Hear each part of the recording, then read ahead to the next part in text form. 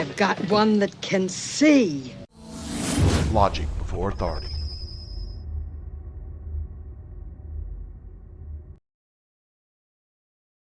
Hi guys, this is Daniel Alexander Cannon here on Logic Before Authority. If you're here thinking this is going to be entertainment, it's probably a good time to leave.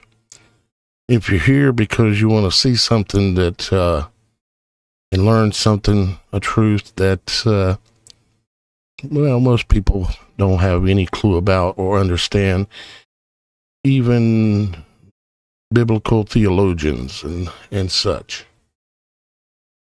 A few of you have heard me speak about, part of this. But we're going to look a little closer.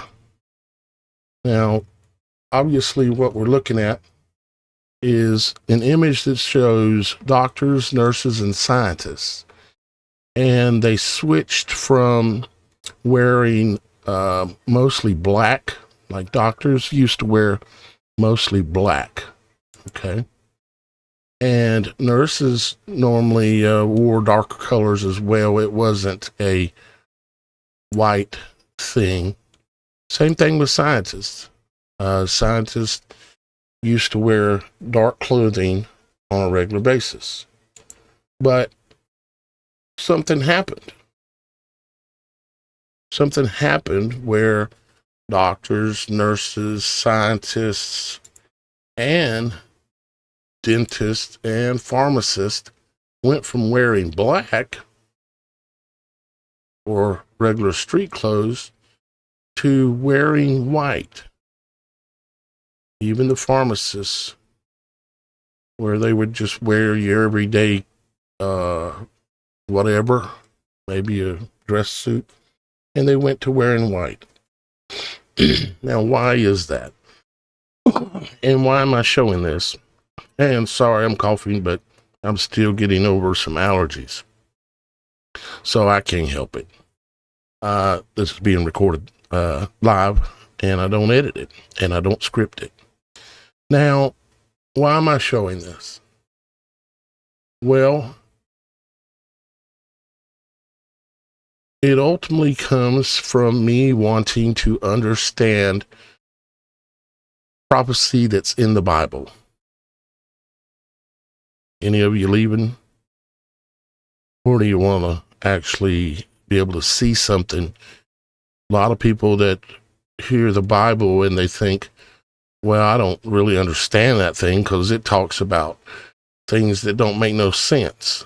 Like it talks about, like in Revelations, it talks about like Revelation 6:1 going into 6:2, it talks about, and I saw, behold, a white horse, and he that sat on him had a bow and a crown, and was given unto him,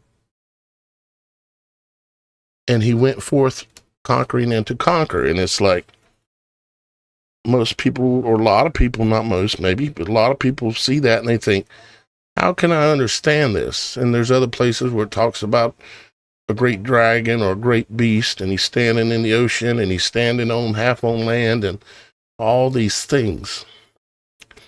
Now, I've been studying this for 16 years. So I don't bring this information along with a lot of other information without a lot of work, a lot of study, a lot of research, a lot. And so there's that. Now, well, what we're going to talk about with the doctors, the nurses, and scientists, and pharmacists, and dentists, changing from black clothing or street cut clothing to wearing all white, well, we're going to show you what that is. And in order to understand a lot of things, or really many, many things when it comes to the Bible, you have to understand symbolism. Oh crap, I just lost another third of you. Unless you want to hang around and learn something, then we good, okay? Symbolism, a symbol. What is a symbol? A symbol is something that represents something else. Okay. A symbol is something that in some way or form represents something else, like this white horse. It represents something. It's a symbol. So what is the white horse? And he that sat on him had a bow and a crown. Now, what is that? Well, okay, he had a bow. So he had a bow and arrow, right? No, remember we're talking about symbolism. And also you have to realize that you're reading an English version, meaning a translated version of the Bible. And when you translate things, it doesn't always come out where you can just read it and make sense of it. So there's another problem with the Bible, which a lot of people don't understand, and they read it and they go, this sounds like this. Well, it's important to not just know something sounds like something. You need to know what it is and what it means. So a lot of times you have to look up the words in the original language in order to understand it. Like with Revelations, it's Greek. Now remember, we're going to find out why we're here talking mainly is let's go back to this for a second. Why did scientists, dentists, pharmacists, nurses, and doctors switch? Now, when did they switch? When did they switch us all start wearing white? Well, ask yourself, here we are with symbolism again. What does white symbolize? White symbolizes purity. White represents like light. White like purity, pure light. It represents also authority. And especially in our society these days, it represents authority. Think like the White House. Well, that's the authority house, the White House. And yeah, we're going to come back to that in a minute. So let's look here. Let's read just a little bit, and then we're going to go back and understand this a lot better. Late in the 19th century, medicine embraced germ theory. Kind of like conspiracy theories. A theory is something that's not fact. It's a theory. So they embraced germ theory, sterilization, and hospital hygiene. White symbolizes cleanliness, sterility, and science, and also authority and trust. Nurses, well, let's look there. They changed in the late 19th century. So around the turn of the century, let's say 1900, right before there, right after there, this change started happening. And then when it comes to nurses, it's the same time frame. The nurses started wearing white as well. Okay? And the reason why it is said that they want to reflect cleanliness, okay, and to meet sanitation standards because of germ theory, meaning that there are things that you can't see that are called germs or viruses that can kill you. Medicine embraced germ theory. Okay. Now, again, we said scientists did this. They started wearing white lab coats, and it became common to protect clothing, reduce contamination, and represent the identity of modern science. Okay. Again, it's about safety, protection from what? Germs, germ theory. Okay. And yes, I'm being a little sarcastic. Okay, but there's a reason. So like it says down here in the bottom right, why white? Cleanliness, purity, science, trust, authority, and professionalism. Now, I didn't say that. This is just what you find when you start looking things up as to why they started wearing white. It's because of germ theory. They decided they wanted to believe that there was things called germs that we could get and get sick. What I'm questioning, or one thing I'm questioning, is there any real legitimacy to that, or was there a motive? Maybe an underlying plan. Now, some of you will think, no, there couldn't have been a plan. What were they planning? I mean, how would they plan this? I mean, how would they all get together and plan this? We're talking about doctors and nurses from different places around the world, and they got them all to wear white because they were all in on something. Well, the thing is that in order to become a doctor in the early 1900s, you had to become a fellow. The same thing with scientists. You had to become a fellow. Same thing with a dentist and a pharmacist. You had to become a fellow. What is a fellow?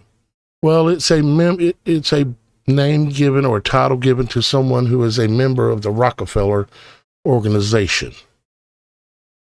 The Rockefeller medical system and education system. Rockefeller. Get it?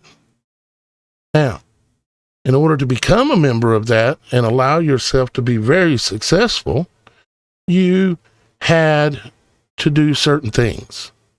You had to follow certain standards. You had to follow certain safety standards, you might say, because they had embraced germ theory. Now, Dr.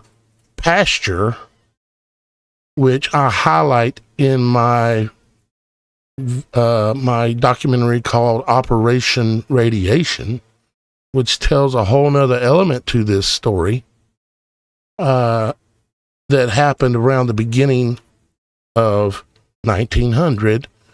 Dr. Pasteur, he was the main guy, and he was a Rockefeller.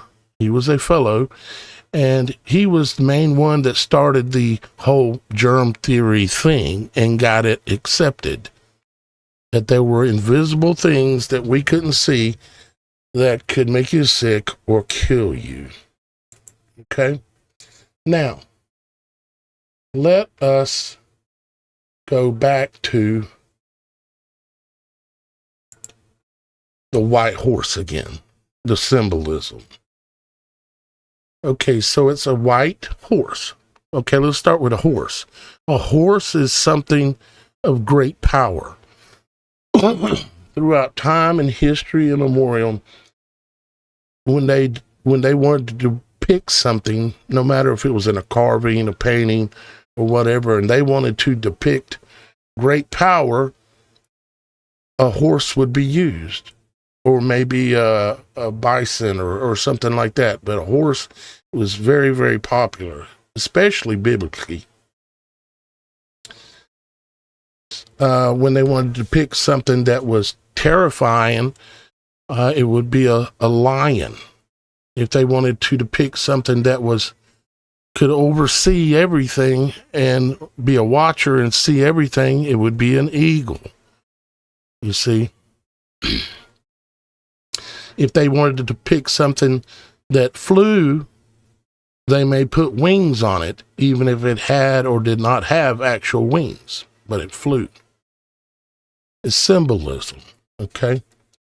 So we've got a horse that symbolizes something that's very powerful, and then it happens to be white, okay? It means that it is, well, what we just learned. It means that it is pure, it is righteous, It is something that can be trusted, similar to the other white horse that is in Revelations later on, that it depicts Jesus coming back on a white horse and talks about it. Why does Jesus ride a white horse? Well, I think we understand that one pretty clearly, right? Well, the same thing's going on here. Behold a white horse, and he that sat on him had a bow and a crown. Now, a bow, I did in-depth videos on the bow itself. Okay. For one, bow, the definition of it, when you go back to Greek, means the simplest of fabric. The simplest of fabric. So it is symbolized as like a network. Okay. A network of what? A network of people that this rider of this horse controlled. He had control or influence. And he was given a crown. Crown represents authority. He was given a crown, and it was supposedly righteous, and could be trusted. So now we've got a white horse that can be trusted. It has a network where it controls things, and it has a crown showing that it has authority, and it was given unto him, and he went forth to conquer and to conquer.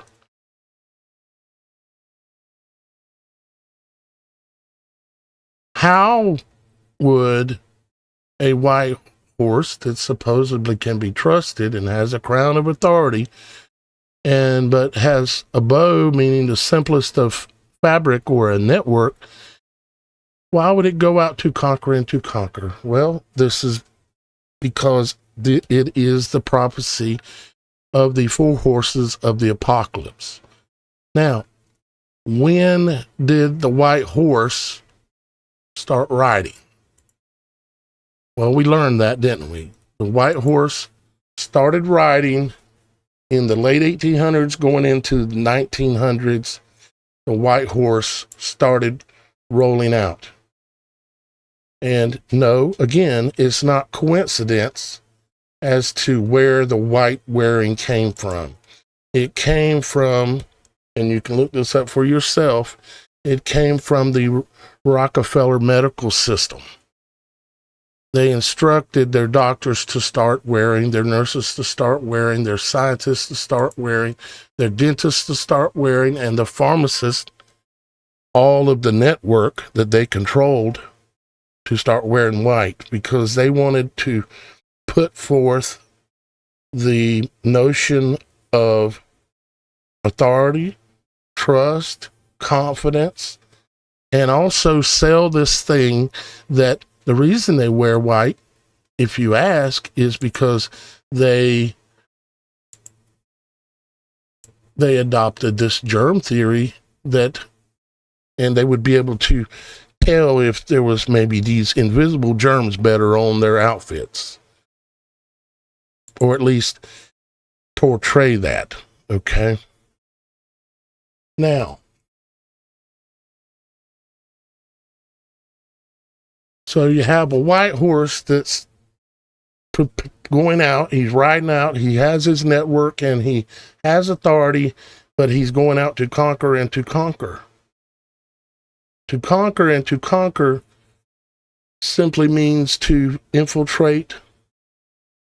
It means by any means to infiltrate, to gain control of, to gain the trust of, through whatever means necessary. And the people of the Rockefeller system are very intelligent individuals, a lot of them. And they only accept very intelligent individuals into their fellows. So then it went on and they opened up a second seal, and there went out another horse that was red, and power was given to him that sit thereon to take peace from the earth, and that they should kill one another, that they, meaning those everybody else, not the red horse necessarily killing them, but get them to kill each other. They should kill one another, and there was given unto him a great sword. Now, so now we got a horse. Now he's red, and we're talking about death and a sword that kills people, and people bleed, people die, and there's blood involved. Symbolism, another horse that was red. Red is, of course, the color of blood. And what we're looking at is it's the same horse from above, the same organization, the same bow, the same network. But now it has blood on it. And it was taking peace from the earth. Is peace being taken from the earth? Are they killing one another? They are. Whether you realize it or not, when you go into any of these to see any of these people, they don't know it mostly, but they're going to do things that their fellows have trained them that ultimately is not good for you. How many pharmacists have given people in your lifetime things that ultimately destroyed them? How many pharmacists? You know, pharmacist, farm comes from the word farm or pharmakia, and it means to mix a potion. It means to use alchemical methods and mix a potion in order to treat a symptom. But as you know, the commercials on television, it'll give you a little jingle singing about whatever. You know, they're singing about it, dancing about it, saying, you know, to ask your doctor about whatever they're selling, right? But then at the end of the commercial, it reads real fast, may cause your feet to fall off, your eyes to get cloudy, you become impotent, and may cause you to have a heart attack, and sometimes leads to death or dismemberment. Yes, I'm being a little ridiculous, but that's what it says. And guess what? All it does is treat a symptom, like if you've got high blood pressure, or maybe you've got whatever it is, and it treats that symptom, and it helps a little bit.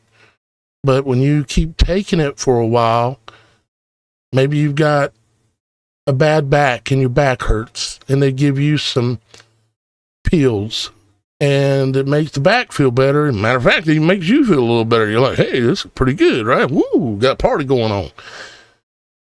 Problem is, you should have read the disclaimer that said, can be addictive and can destroy your life and the people's lives around you.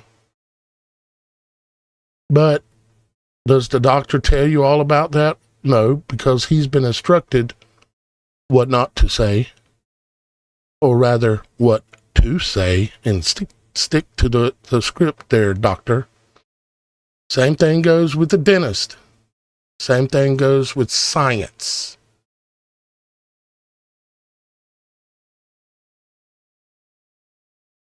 Same thing goes with all the doctors, nurses, and all this stuff. You know, they're going to lead you while you're trusting them to a bad place. And I hate to say these words. And no, I'm not a doctor. And I would, I should say, consult your physician for advice about Logic Before Authority on YouTube. Because, the doctor's going to say, You know, that's crazy. That's nonsense. Why are you going to believe somebody on YouTube? Well, in this case, because I have a conscience. I have knowledge. And I don't listen to authority. I use my own logic. Hence my name of my channel, Logic Before Authority. Now, let's see what else happens here, and then I got a few other things to show you. So now we've got a bloody white horse that's red, and he's got everybody killing each other, and they don't even know it that they're killing each other. They should kill one another. And there was given to him a great sword. A sword, again, is symbolism. It doesn't mean it is a sword. It means it's something that kills greatly. Okay? And then the third seal was opened, and I heard a third beast say, "Come and see." And I beheld, and lo, a black horse, and he that sat on him had a pair of balances in his hand. And I heard a voice in the midst of the four beasts saying, "A measure of wheat for a penny, and 3 measures of barley for a penny, and see thou hurt not the oil and wine." A lot of what this is referring to is that this means that there will come a day, we're there, where everything will become so expensive. This is just one angle of it. Becomes so expensive that it's difficult to purchase anything. And there's a reason that they want it difficult to purchase things. It's the same reason why they built grocery stores and everybody stopped having gardens. They made it convenient for you. They made it convenient for you and cheap to start with. But now what is it? Now everybody's forgotten how to garden. They've forgotten how to go hunting. And they've forgotten how to provide for themselves. Did the people 150 years ago know how to provide for their own family? Yes. Here in America. 200 years ago, yes. Sure, there were some things that were bought and traded and bartered. Bartering was the way at a time. And then, of course, it goes into the fourth seal and a pale horse. And the name that sat on him was Death, and hell followed with him. And power was given to them over the fourth part of the earth to kill with a sword and with hunger. So their goes back to the sword. They kill each other. Okay? This is a combining of all of the previous 3 horses. To kill with a sword, hunger, and then, of course, death.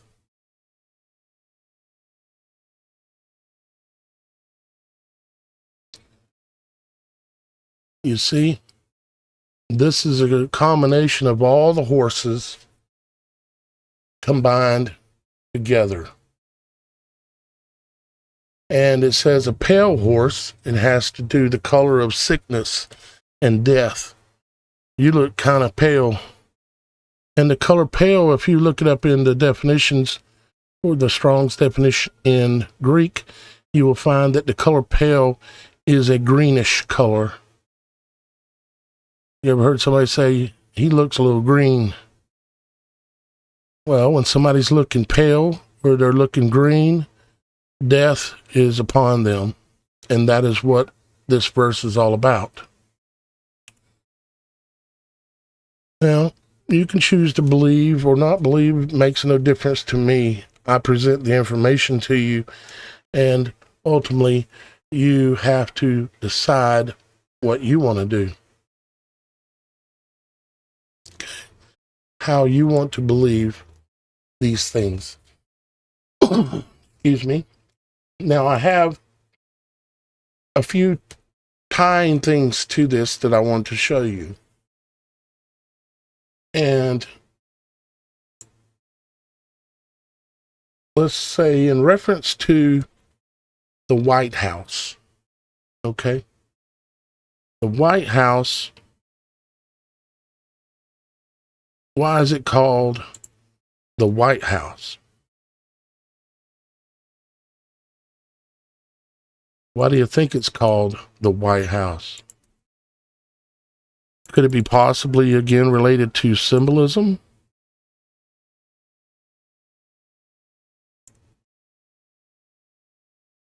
Could it be because it's authority and it's supposed to be for the people and by the people and it's there to help us? Do you believe that that's actually what's going on now? Now, when did the White House become called the White House? Well, guess what? 1901, Theodore Roosevelt made it official and called it and changed the name of it to the White House, October 14th, 1901. Same decade, isn't it? Are you a believer in extreme coincidences? Or do you have a logical mind where you can see what I'm showing you? See, they used to call it the president's house. Makes sense, right? Or the executive mansion, okay? Or the government house, or president's palace. But then 1901 comes along. Everybody's changing to wear white clothes in the Rockefeller system. And this man, Theodore Roosevelt, who was under the influence of the Rockefeller system, the Rockefeller money,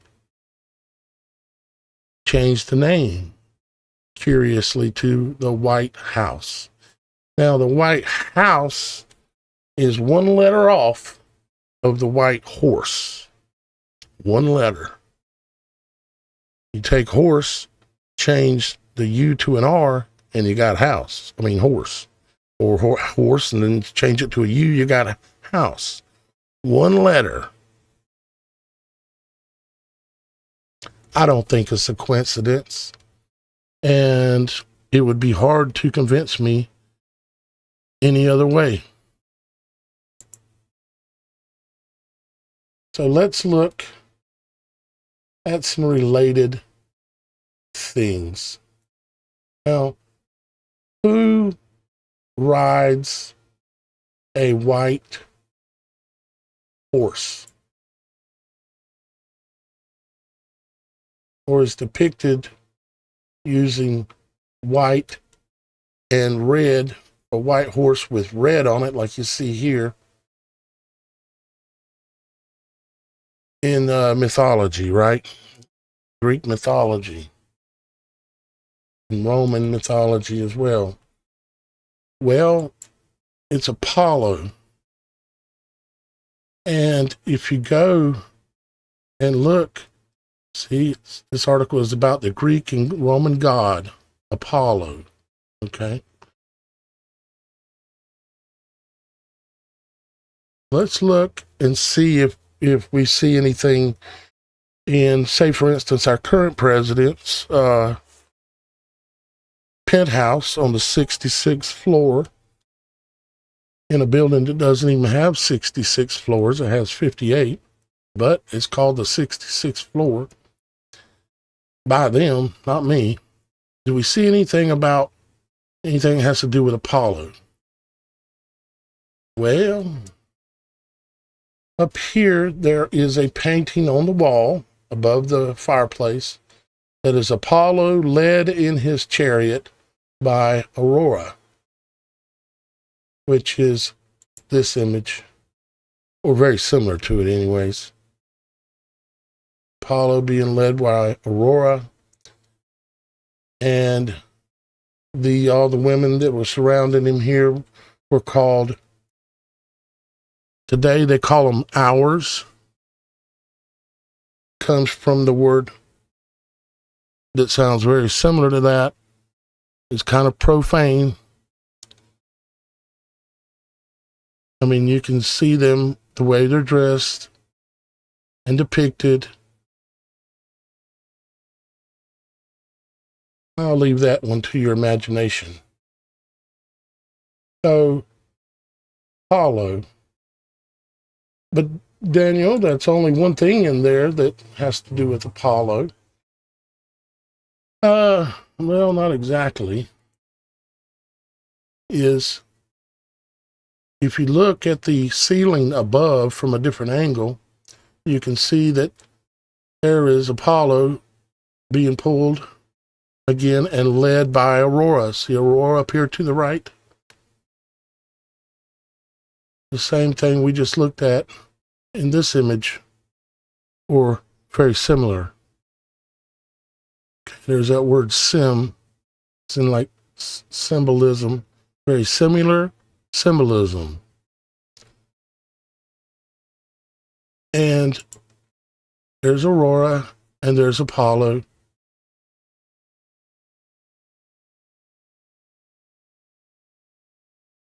Do you think that do you see what I see?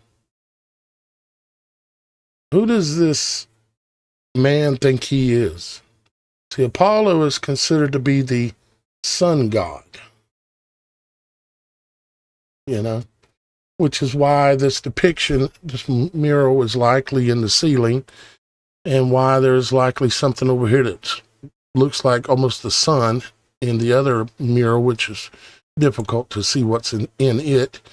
But I imagine it's pretty much about very similar as well. Okay. You can see all the Roman look, all the pillars and everything here, all Roman and Greek looking, isn't it? Everything about it is.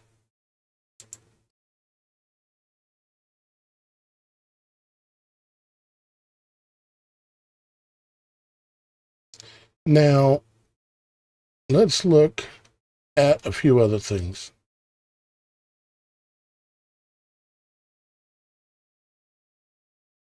Apollo had a twin sister that was called Artemis. She was the female version. He was the male version. And this is out of Greek mythology. Okay. And you can call it mythology, but they believe in this stuff. Who takes so much energy and time to do what they do with all the imagery, statues, idols, all this stuff, and it actually not be that important to them? You know, Artemis is said to be, or Apollo is said to be the sun god, and Artemis is said to represent the moon, the opposite of the sun. Okay. And this is a statue of her, I guess you could say. Here's another one. You can see she has something that kind of looks like a moon phase on her head. And if you look at the image of the face real good, you should recognize this face as a face that is very prominent in New York City. You know, the same place where the residence of Mr. T is at. Now, in this image, you can see that that same face again is holding a flame in her hand. Actually, in both hands in this case. Holding a flame in her hand. Got that same look in the face again. Same look here again. Looks like a mix between man and woman. looks similar to like Elvis, literally. Now here we have an actual moon phase on her head and a flame in her hand, like a crown that's in the shape of a phase of the moon. Do we know of any statue in New York City that has a flame in her hand and some kind of a arch crown on her head that looks like this face? Yeah, we do, don't we? So what you've got to understand is this stuff is real to these people. These are their gods that they worship. Anytime you get into a place where there is all this money and success and power, these images and symbolism repeat continuously, don't they?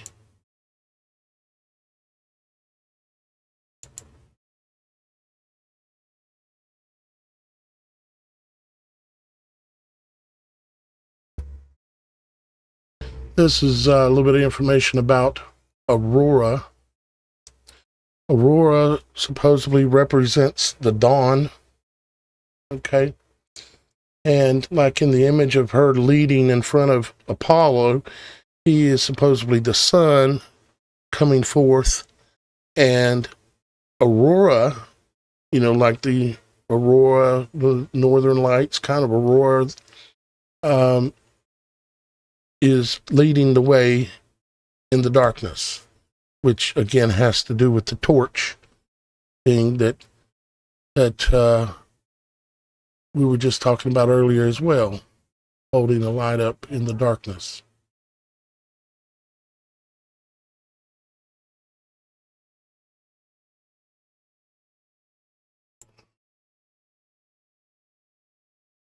This is kind of another depiction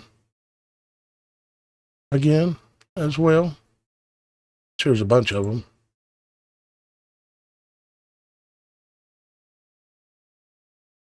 But these people who believe these things, they're all working together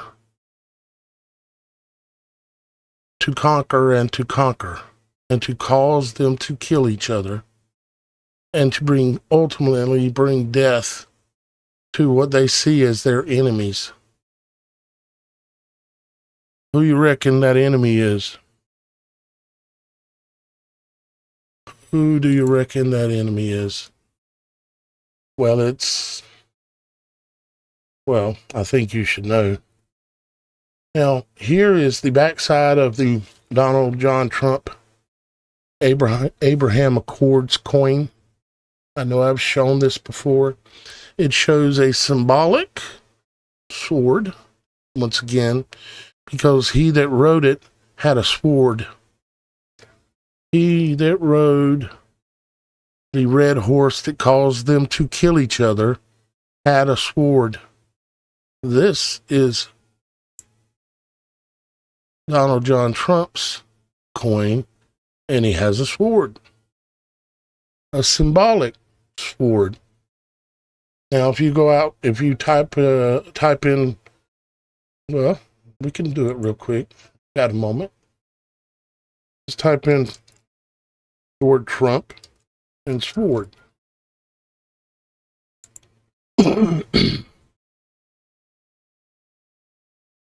Any photos of him with swords or being given swords? There are many. There are many. Just like this one.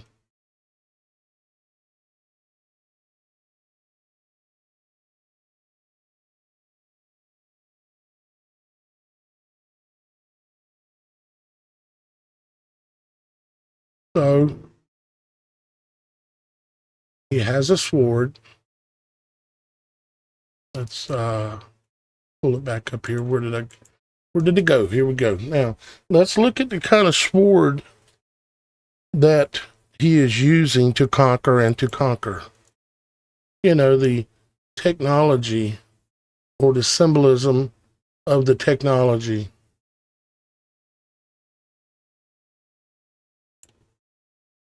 Circuitry, computer type symbolism, okay, connected with the body, like the human heart here, using satellites and satellite dish and needles, syringes, and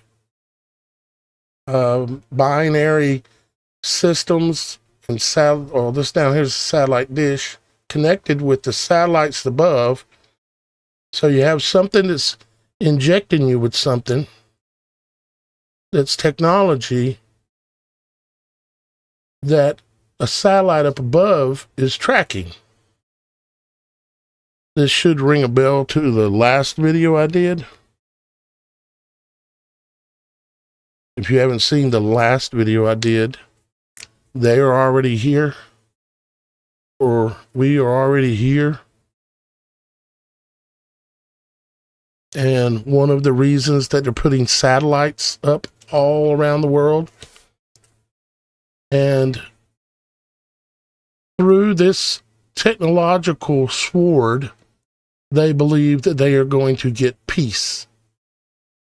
The kind of peace that they want, which is absolute dominance.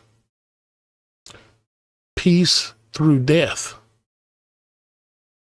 What kind of peace do they use when they want to free other countries? Like they want to free the people in Iraq and give them democracy. What kind of things do we use to give them peace? Same thing we did with Iraq, Libya. Well, the list is long, too long to read. It's peace through death, peace through bombs, all these things. And this is the peace that they believe they're going to get. And it shows here 9 stars, which are the so-called 9 planets, including Saturn, okay, and the sun. And Saturn, if you look into Greek mythology as to what that is basically a representation, which is why it's spelled very, very similar to Satan. And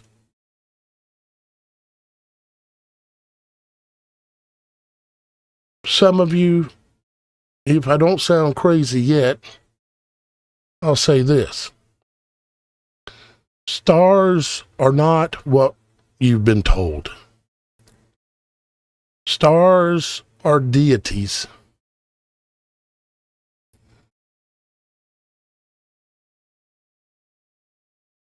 Stars are deities, okay?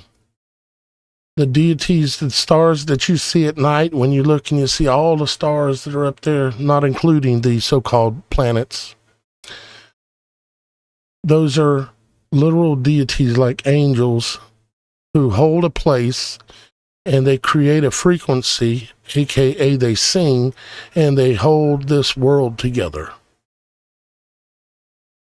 Now, I know to some of you that sounds crazy, but I could flip it a different way and say we're on a ball traveling through space at 666,000 miles an hour on a ball that's spinning at over 2 times faster than the speed of sound. Did you know that?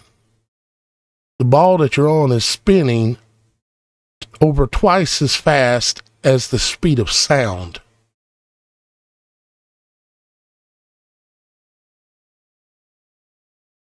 And we have a sun and we have a moon, and the moon rolls around in a circle and never shows you the backside. All you ever see is the same thing, just rolling. And I know your mind is going to what they told you in 5th grade. Do you know the 5th grade, matter of fact, all of school was created by the Rockefeller education system. Currently, the head of the Rockefeller education system, or the Department of Education in the United States, it is ran by the wife of the man who runs the UFC. You know, where the men get in the rings and beat the crap out of themselves for entertainment purposes. It's called Circus. His wife runs the education system in the United States. Look it up if you're so inclined. Sorry about that, guys. Guys, I'm kind of in a hurry. I'm supposed to be at Sandra's right now. And trying to get everything ready to do this, I've been running out of time today. Miss Kim was already over at Sandra's. Some of you hearing this don't know what I'm talking about. Sandra is Miss Kim's cousin, and she was diagnosed a couple months ago with colon C and rectal C.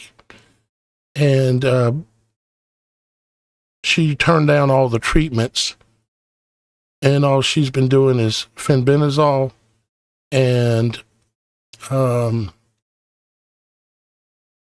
the slip of my name for the natural powder that she's using. And I know some of you are probably saying it right now. Let me see if I happen to see slides. No, I don't. Okay. Anyway, she is using fenbendazole. Now, let me tell you something about ivermectin and fenbendazole.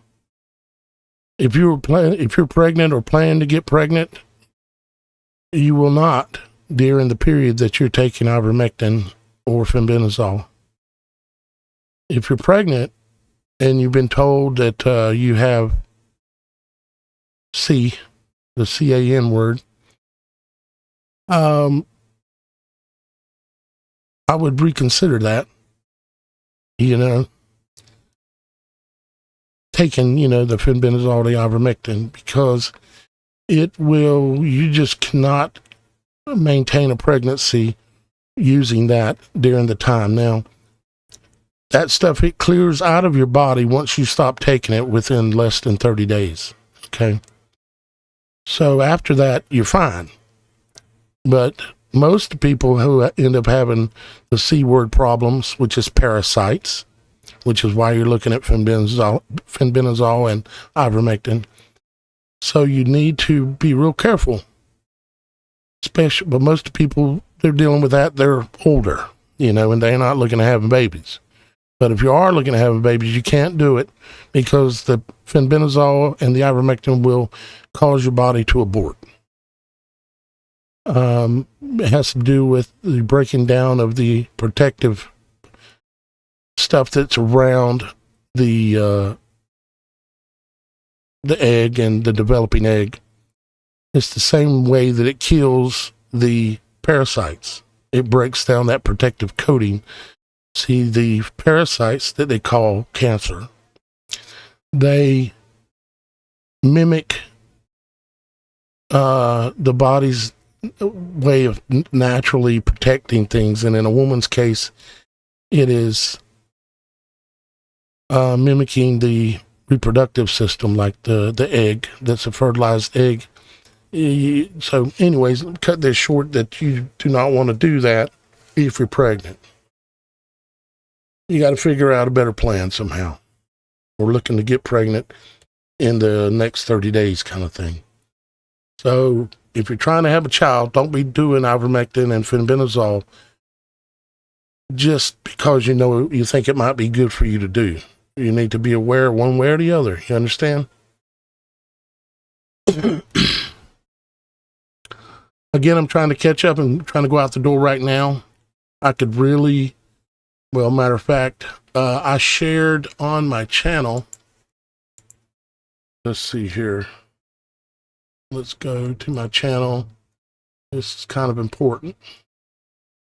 Matter of fact, it's very important, at least to Sandra and to me. If you go to my channel, here we go, and you look under posts, community posts right here, you got videos, shorts, lives. Well, you got posts also. If you look under that, today or this morning, I posted 5 hours ago. This is not too clear of a picture of Sandra and her husband, Graham. And they're on a fixed income. You know, they're in their 70s. And they're having a hard time keeping up with making sure she has everything she needs to continue to win against cancer. And she has been winning. All the bleeding that she was having down there stopped. All the pain stopped. Her things are working better down there. She's being able to go to the bathroom regularly more again. She's continuing to improve. So, and even wanted Miss Kim to take her to Walmart so she can't walk around Walmart, but she hasn't got that much strength back yet, but she can ride a cart around Walmart. And she hasn't been to Walmart in like, I don't know, 6 months. Okay. Because she was really going downhill bad. Now she's improving. So what I did was I shared her GoFundMe on here. And that's what Miss Kim is doing right now, is over there taking care of Sandra and Graham, because unfortunately they don't have a lot of family, and the family they do have isn't doing what they should. And they need your help, is all I can say. I need your help too, and I would appreciate it. But today, you know, I would rather you help Sandra and Graham.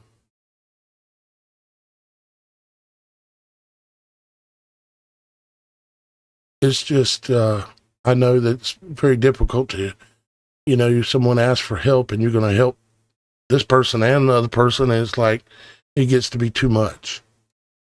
But try to help out Sandra and Graham, and be the first one to donate. Okay? Nobody's donated yet, and I shared it on my YouTube thing. I thought somebody would donate at least $5. You know, if you were in this position, if this was you, you would hope that somebody would have some compassion and want to help you a little bit. I know these people personally. Graham was just sitting on my porch the other day. He came to pick up Miss Kim because we can't drive our car. It's not dependable. I'm going to try to drive it today to go get Miss Kim, but it ain't dependable at all. But anyways, enough poor mouthing. If you're able to support Sandra in her fight, great. If you're able to help me a little, great. The link is on my YouTube page, as I just showed you. Under the posts, it's the top one at the top, and you just click on this link here, and you can go over there and send her $5, or whatever your heart tells you to do. That's what you do. With that being said, I still have got to get caught up with giving credit to the sponsors and everything, but really haven't had any much. I've got one or two that I've got to mention, and I will catch that up on the next video. But it's pretty tough out there. I love you guys, and I hope you learned something today about the true nature of the symbolism of the Bible, specifically the 4 horsemen, and that it's been riding, the white horse has been riding since 1900, if not a little longer.